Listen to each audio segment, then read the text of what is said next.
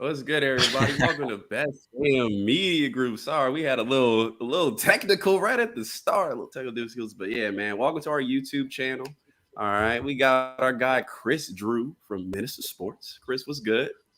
Not much, man. Hanging in there, doing well. Excited for this. We love Ohio State, so Yeah, man. So on Kris or the corner, I'm sorry, I screwed that up. We did basically we're looking at the state of the program where Ohio State is right now and what we're looking at going forward into the future. So on this part, which is part two, we want to talk about defensive, a little bit of player development, facilities, and maybe a little media, because I feel like, man, for me, them trailers ain't been hitting. So we're gonna look at some stuff. It's gonna be fun. So we are going to start right where we left off. We talked defensive recruiting, Kris.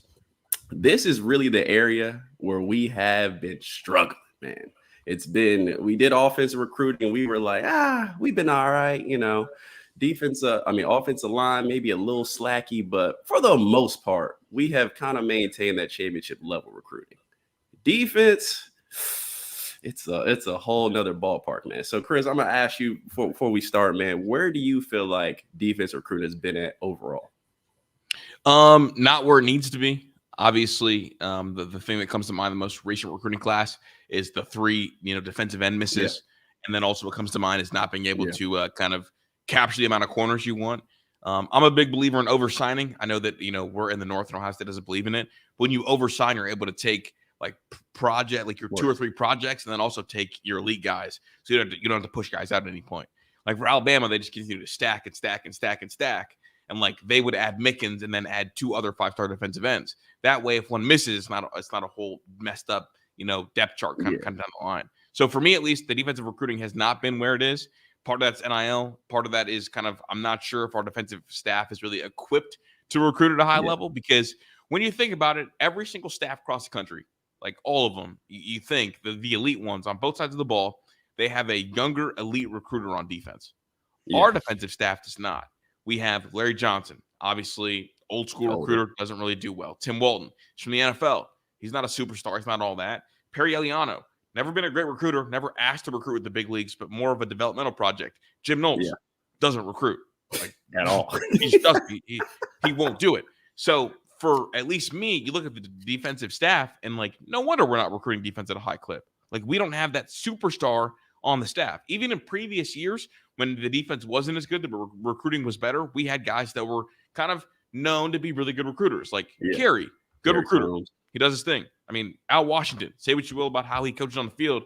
He went out and was a good recruiter. He was a younger guy, lots of energy, really related to kid, person of color as well. That matters. Jeff Hafley, young guy, recruits well. Tons of energy. When we weren't able to recruit well, what was it? Tavier Johnson. He didn't do a great job recruiting anybody. No, he didn't. And then the other one that was a young guy that just didn't like to recruit, thought that the O on his chest would recruit, was Alex Grinch. So it's our staff right now, recruiting prowess is closer to the Alex Grinch staff. Yeah. When in reality, we need a superstar or something to kind of get them there. So right now, the defensive recruiting has been bad, but what we expected, because that's kind of what it is. And for people saying, oh, Larry Johnson landed this. Well, let's talk about and revisit Larry Johnson. Larry Johnson did not land Joey Bosa. I want to throw that out the window. Are you aware of that, Q? Yeah. Mike Vrabel landed Joey Bosa. And then Joey liked the teaching of LJ, and that's why they landed Nick, because their dad's an NFL pedigree guy. But the contact down there for Nick Bosa was Zach, because South Florida was his area. Aquinas was his area.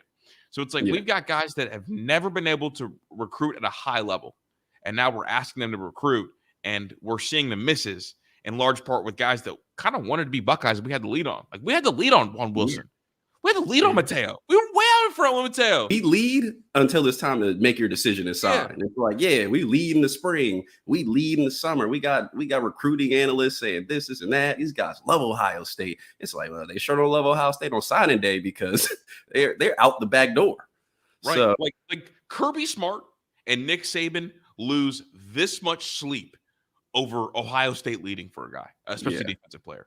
They lose this much sleep. The only recruiter that strikes fear into anyone's heart when they walk into kind of one of their schools to see one of their commits is Brian Hartline. Yeah, facts. and Ryan Day when he's going to see a quarterback. Those are the only two that really strike fear into guys. And our defense definitely lost the mojo a little bit. And I'm hoping that the addition with all of these staffs, like the growth of these staffs, can allow us to recruit better. Because really, it's funny. Maybe our best defensive recruiter might have been the Patrick guy who ended up going back down to Georgia. Like he might have been our best recruiter, and he wasn't even a full-time staff member. Like he couldn't even go actually recruit. I don't know if you know, but the guys, the analysts that help out recruiting wise, they can't hit the road. Yeah, they only only make 10 coaches phone calls and stuff. Right. They can make phone calls, send texts, but only 10 coaches can hit the road. And none of our coaches strike fear into anybody's heart when they hit the road to go get a kid. Yeah. No, I mean, that's big facts. And that was a great point you made. We don't know where this defensive recruiting is. I mean, we also have NIL that comes into the game. So maybe that's pushing it a little bit. So these guys, maybe they can recruit. They just don't have quite the resources to go get guys. But over the last few years, man, we've had a series of misses. And I will jump into a lot of those. But we just haven't been able to hit that mark, and it's really starting to show. And like now, you start to see it with the secondaries we talked about before. You start to see it with the linebackers, to where like, yeah, our guys are playing well, but do we have the elite talent the other schools have around the country, or that we're trying to compete with? You recruit to find first rounders. We don't have any first rounders starting a linebacker right now. So the way I look at it, and the way I do it as far as impact players go, right? I think, how many top 100 players do we have coming into the program? And I went back to 2020. I know you went back to 2019, but since 2020, we've had 13 top 100 players. Half of those have been on the D line. For better or worse, you say for LJ, he gets some talent in the door. So half of those guys are on the D line. Georgia in that same time span has almost doubled that. They're at 24. So we either have to shoot 100% on the guys we do get, or we need to go get some more guys, because other schools, like you said, with the oversigning, they're pulling more into class, and their class averages are where ours with like 6 or 7 more guys. They have the ability to replace. We're also not really using the transfer portal either. So this defensive recruiting has to step up. And like we talk about, okay, Larry Johnson, I will, cut him a break because he's got some guys through the door. If you think of the last few years of the linebacker position, I'm going to name some guys for you that we were in for that we end up like just missing on. Barrett Carter, you remember him? He ended up moving to safety, I think, too. Yeah, super athletic guy. We're talking about playing him at a lot of positions. Rajon Davis, he's the one that went to USC. I remember Sean Murphy, I think, won it in. He was a highly recruited guy, but Ohio State Murphy won it in bad, and we were so arrogant. We were so foolishly arrogant that we said we don't want him. And guess what? He signed with Bama? Yeah, it's like, oh, he ain't good enough for us, but he's good enough for Bama. Make it make sense, Chris. So Sean Murphy, Deshaun McCullough, he flipped with the family thing. I think he might have wanted to come back in the transfer portal. We didn't want him. And obviously Troy Bowles, and the Tackett Curtis special, the guy we put everything into, that was like, yo, I'm going to Cali. I'm out of here. So, man, a lot of guys in that linebacker position that we've missed. And then also, I'm going to do it again for DBs. Clark Phillips, guy we lost. Derek Davis went to LSU. Jaheim Singletary. I remember Toriano Pride was a guy we were in a battle for with Clemson. He was out. Will Johnson was a silent commit. He ended up flipping back because his dad with the Michigan won't do that. But we had two of those last 3 you mentioned just beat us. Yeah, we just got beat. And then Terrence Brooks on signing day. Zion Branch, Xavier Wongpa, guys we missed out on last time that we prioritized from the beginning. Obviously, DeJon Johnson in this class, he flipped. Ken Leak, signing day, he flipped. Caleb Downs, we were trying to chase Caleb Downs the whole time. We got him on campus for, Michigan game. And then if people don't remember, AJ Harris, he had committed, just put his day to announce it. Kerry Combs went out the door. We were supposed to get back in with him. We're supposedly in a good position, and he went to Georgia. So a lot of guys, and you wonder why this defense isn't quite at the level, and people are going to be like, oh, Jim knows this, Jim knows that. Are we giving Jim Knowles? He is not, we didn't bring Jim Knowles here to recruit. We brought him to fix the defense. I got to land all those guys. We're not going to be Alabama per se. But if we can get some of those guys, that defense looks a lot better. But also, Jim Knowles can help himself, and guys can help themselves. Terry has a great point. One of the things that I do think turns recruits off is that we don't want to play young guys all like that. And I think that really hurts us because, like Georgia, they recruit so well. but they will not hesitate to unseat a senior to start a freshman. They want to hesitate. I mean, their starting safety this entire year, Malachi Starks. I mean, he was a true freshman. If he was at Ohio State, he wouldn't play. That's just kind of how it goes. And I think that hurts us as well because other places can pitch. You can come play with the best. And if you are the best, we don't care about the senior you'll get on the field. And that breeds constant competition.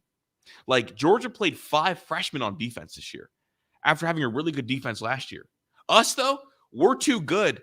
We are too good to sub out and get young guys in from last year's bad defense. Like, we just won't do it. Like, the fact that Sonny Styles didn't play all year but was good enough to play against Georgia is criminal. Says everything you need to say.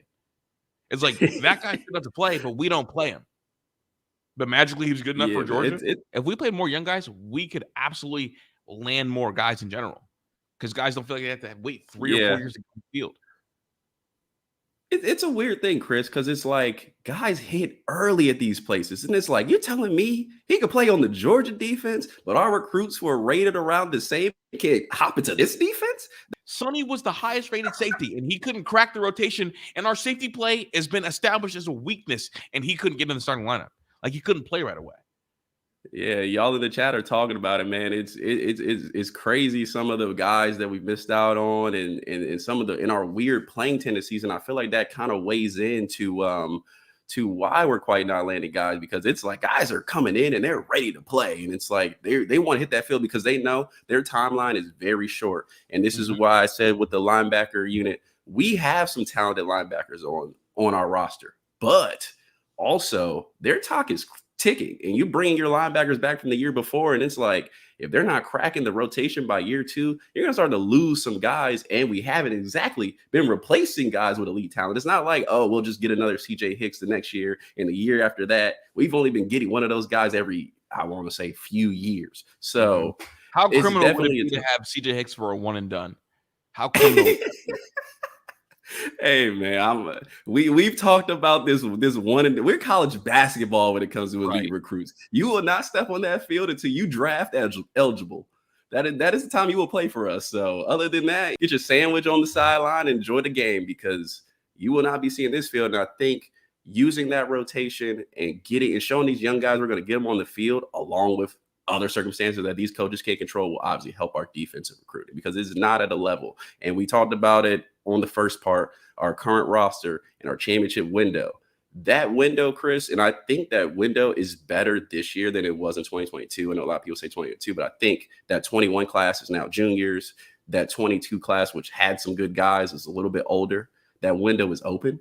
But after this season right here, that window is going to go from here, and you can't even see both of my hands, to really small, because we have not replaced those guys on the defensive end.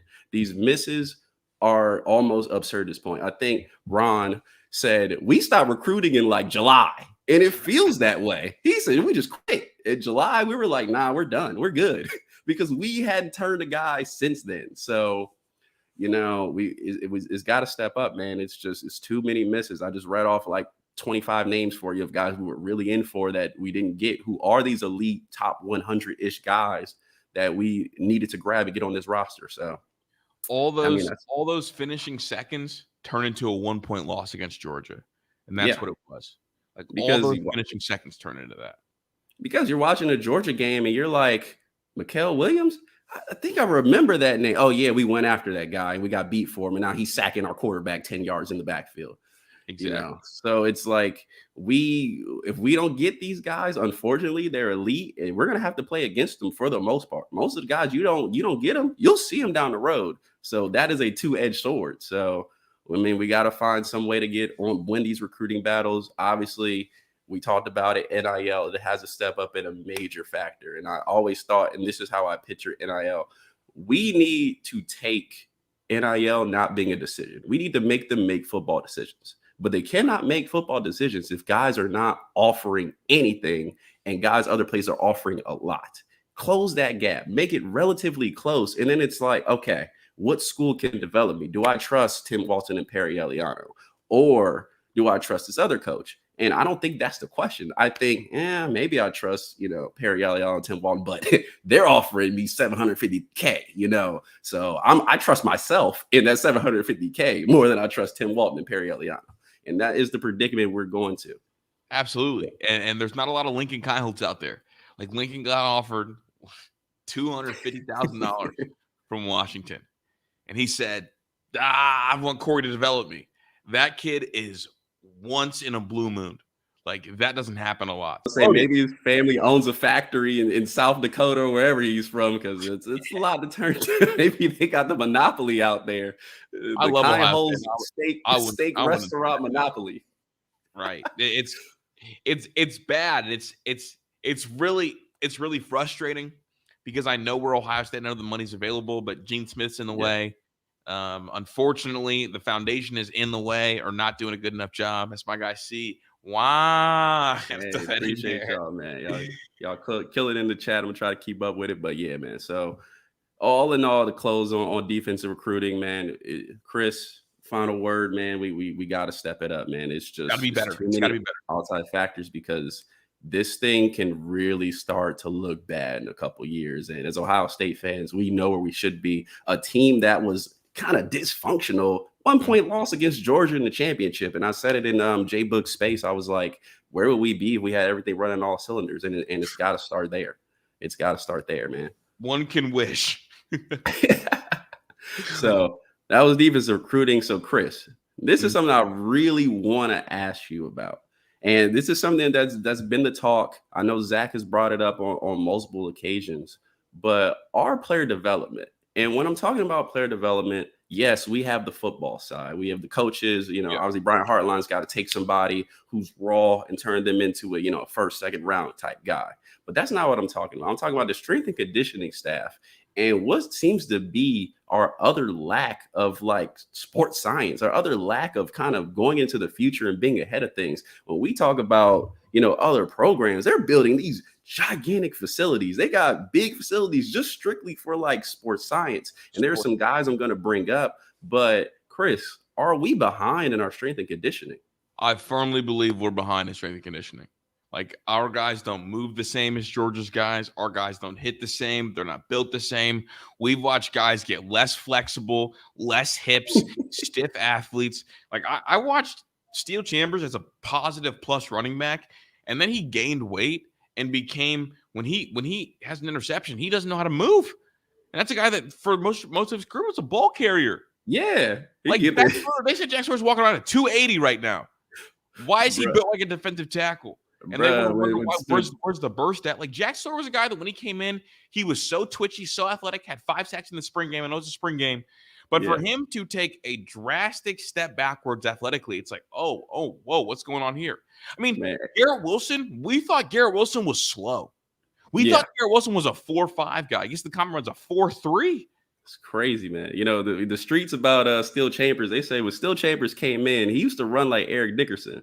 Yeah. Last year, when you seen Steel Chambers get an interception, he ran like Joe Biden. Like something is going on with these guys. They are Byron out there with the football. It's like he hasn't ran in 2 years is what it looked like at all. I'm talking not practice. Now he just sat on his couch. COVID hit. He came out and just tried to run for the first time. He runs like an athletic penguin, and it should never be like that. Bro, that's what it looks like. And to bring this up, I know Zach has touched on some things, but I actually think, man, this strength and conditioning staff has got to go out and get a guy who actually does some type of like surfboard. So we know Mickey Mariah, and this will tell you where we're at. When you look at other schools' media, you see them doing some state-of-the-art. They got some state-of-the-art stuff going on. Whenever Ohio State puts out a workout video, it's a guy punching a bag, a guy jumping on a mat, a guy just doing something where it's like, I mean, yeah, that's cool, but like a whole bunch of tires. Like the Woody Hayes Athletic Facility has like literally 700 tires and 0 sleds. Bro, it's like tires and those big, those power lifter like stone balls. Yeah, like it's all tires and stone. We have tires, stone balls, and hammers, like sledgehammers, and say toughness. I'm really impressed that we're not even further behind with the way these workout videos look. Man, it's been so crazy. So I'm actually going to show a guy who used to coach at Ohio State, and this is actually your guy, Yeah, Eric Eric. Lichter. He's a guy who's around. He's still in he's in the Ohio area. I think is he in He's in Columbus or is Columbus. he He's around? in Columbus. Yeah, he's in Columbus. He's got a Yeah. kid. He's got a kid that he told Zach that he's got a kid faster than Ted Ginn right now that he's working with. Like he's got this kid faster than Teddy. This thing I have seen around kind of college sports is this 180 speed machine. It's a device Yes. that actually kind of pulls you forward. So it increases and it hits your neural system and makes you a faster athlete and causes them to overspeed. Now, if you went to Mickey Marotti and you were like, Mickey Marotti, let me tell you about overspeed, his brain might blow up. He'd be like, yo, what are you talking about? Said, no, we got tires for that. Yeah. We got tires and ice baths. Yes, Yes, the they guy got a who kid trained. fast. Yeah, and Eric Lichter was the guy who trained Ted Ginn. So Yeah, just he trained Teddy. So for him to make that call and mention that is crazy. Yeah, that's absolutely insane. So we got guys like that are sitting around. It's like pull somebody in who can kind of balance us out. Let's not just have the strength part, but let's also have the sports science part that actually like will get these athletes to a next level that just strengthening, lifting weights can't take you. And obviously, you had the guys from Alabama, who one of them was he's Dr. Matt Ray. I saw him using this same device, but he's actually another sports science guy who teamed up with a guy who's just big, bulky, probably does the weightlifting type stuff. And they became a combo team, and they were doing it at Indiana, and Alabama actually pulled them over because they were like, wow, like what you're doing is crazy with these athletes. Like, come here, do it. And I believe if I'm correct, J-Mo, when he went down to Alabama for his first season, he was like, this strength and conditioning is crazy. Yep, he did mention how different it was. Yeah, it was different. So, man, like I think we have a level to jump there, and I also want to reference a guy from LSU. So Zach actually brought this up. Jack Marucci? I dove into him. Yeah. Here we go. So Jack Marucci. So he's the guy who he invented like a bat company because he saw his son swinging with a bat, and it was kind of like, he was like, this bat kind of sucks. I'm gonna make a better one, and kind of got blown up off that. So he's at LSU, and he is actually the lead director of their sports science, and he's in there doing all types of crazy stuff. Like if you haven't checked him out, he has a lot of YouTube interviews where he'll go through and talk about stuff. I remember this one story he tells. They had a running back who had trouble catching the ball, right? He was dropping the ball out of the backfield. He's really having trouble with it. So he put on a device to check his eye control and found out that when he went to catch the ball, one of his eyes was like going someplace, so it blocked his vision, so he wouldn't catch it. And he actually had to have a surgery to correct it. And I don't know what player this was, but he turned out to have a really good career, probably going on to the NFL and play. And that actually helped his career, because if he couldn't do that, he would have been well hurt and lost money. When have you ever heard of Ohio State doing anything close? If it doesn't involve a tire and a hammer, we don't do it. We just won't. Oh man, yeah. I mean, I hate to hit this nail, man, but like we are well behind. So it's just crazy. It's like impressive. These are another area where we can make a jump. It's impressive that our strength and conditioning is like behind, and we're still competing. Like imagine if we get it right. Yeah. If you get it right, it just jumps that initial level. So I think I'm just showing some things from the strength edition, but it has a ways to go, man, and it has a ways to go.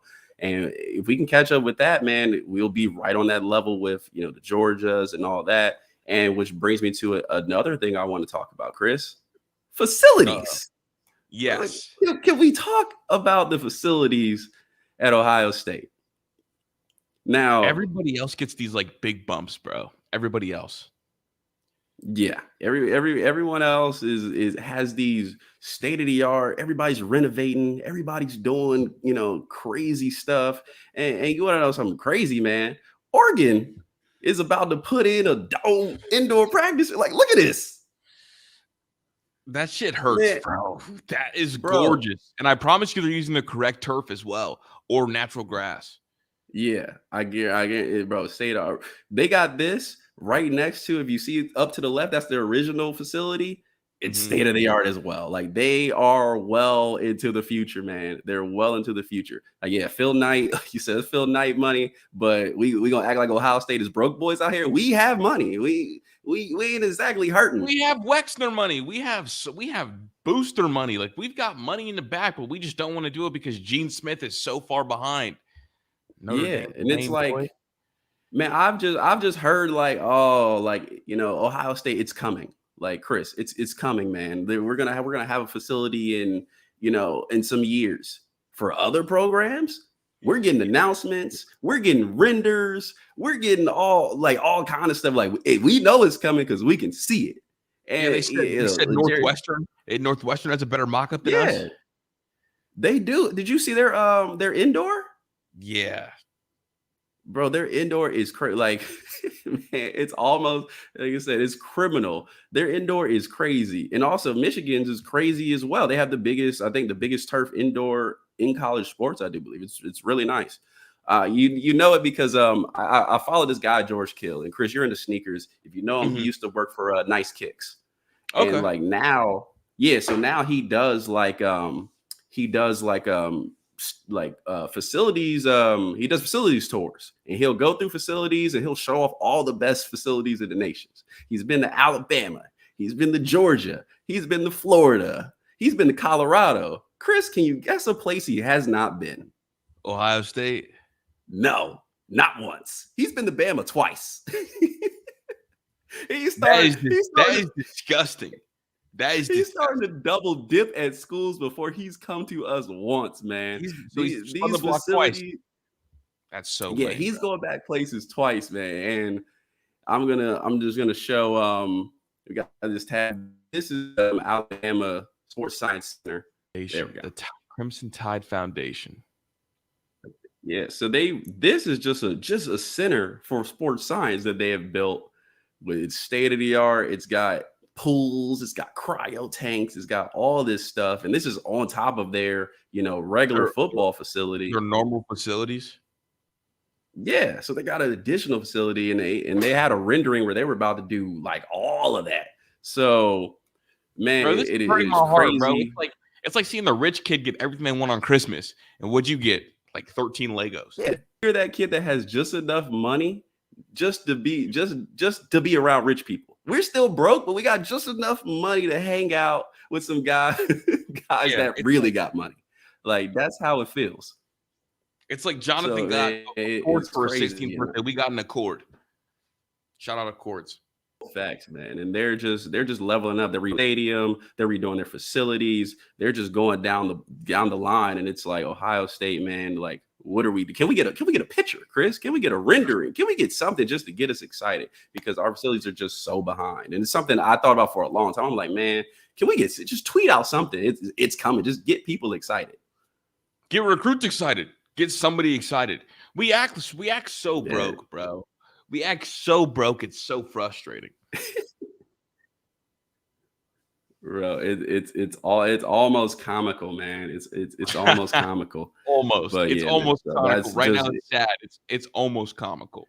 Bro, it's so sad. Like it's like where we're at recruiting now. We lose recruits. We ain't upset. We just laugh.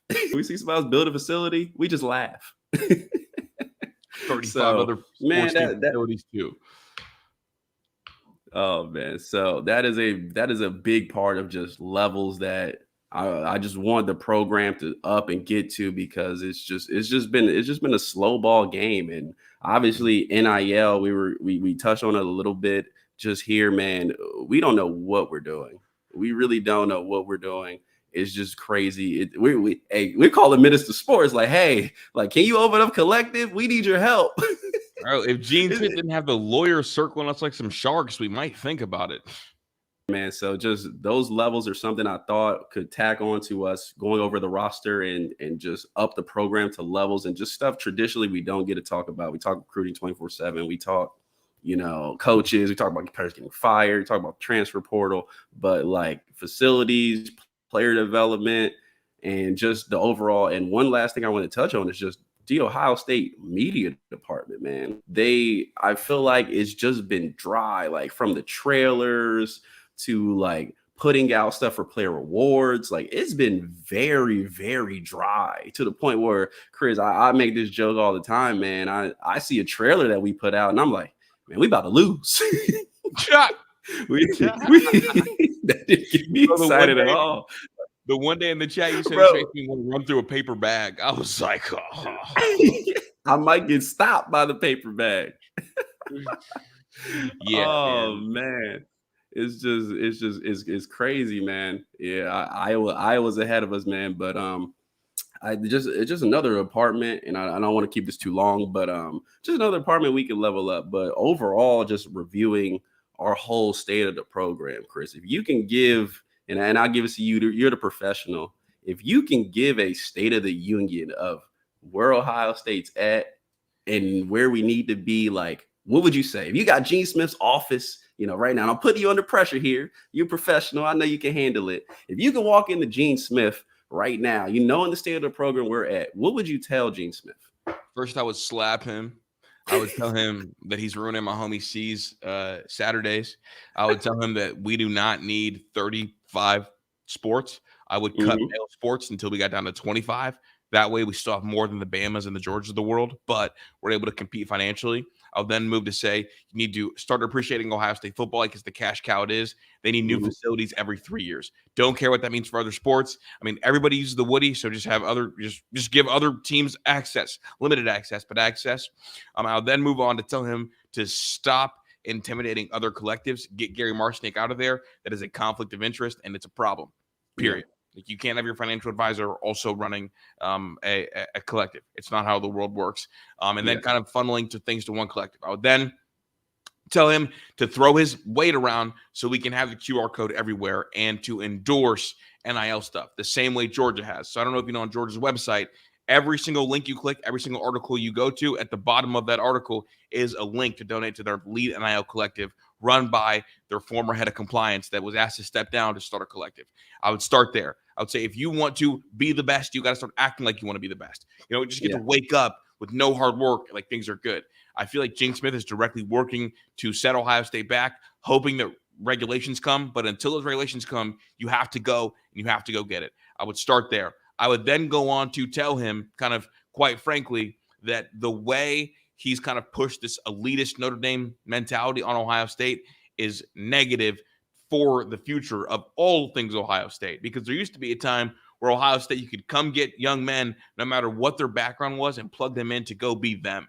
Right now, it's like you only want the buttoned up, perfect kids that don't want any money to get plugged in. That's not how you win games, and that doesn't help a culture.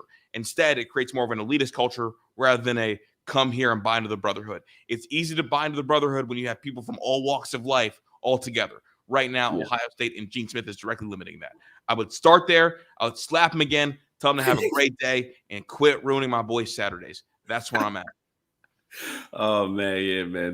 The Locker Boys chats have been ridiculous, just dealing with this, and Twitter overall, man. The Twitter community has just been ridiculous because we're dealing with all this madness, we're dealing with all this craziness, just starting with administration, and that is something we get right. So you said it best, man. It's so many ballparks we're behind, and it's just like, come on, man.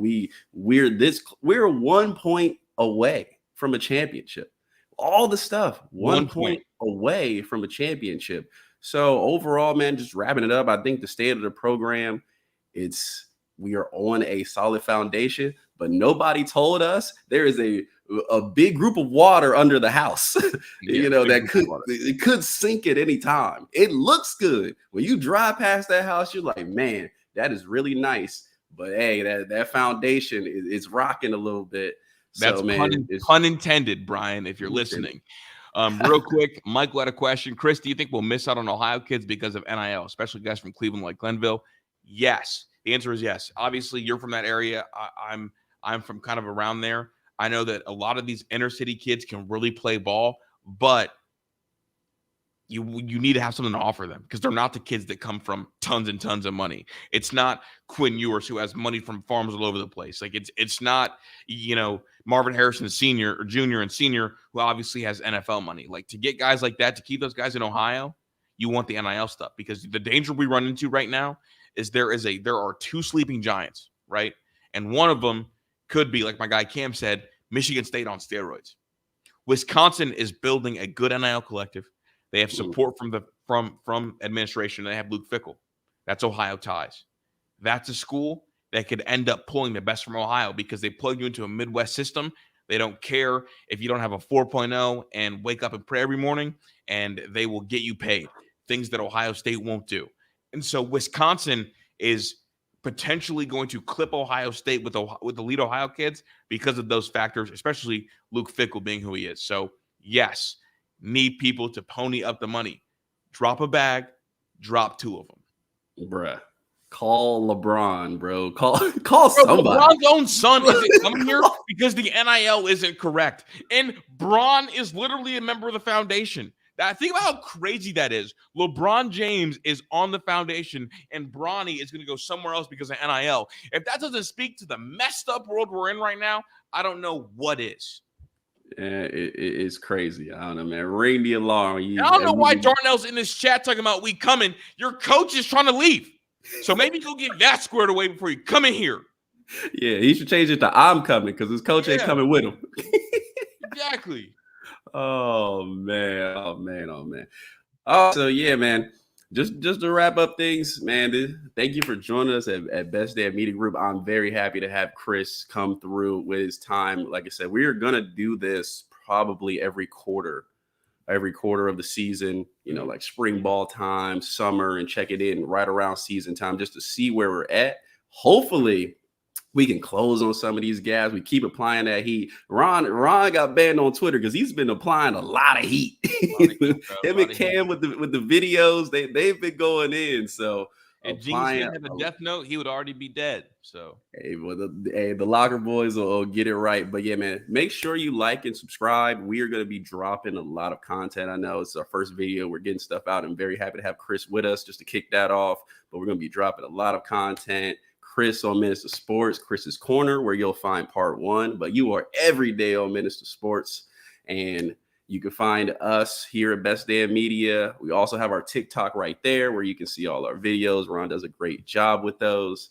But I appreciate you joining us. The chat has been lit. This is my first time hosting with a lit chat. So I definitely appreciate y'all coming through, man. No cap. That was jumping. I'm like, Kris, how you do this, bro? I don't know how.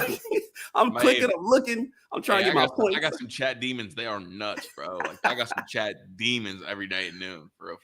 Oh, man. Well, hey, thank everybody for joining us here. We appreciate y'all. Appreciate Kris.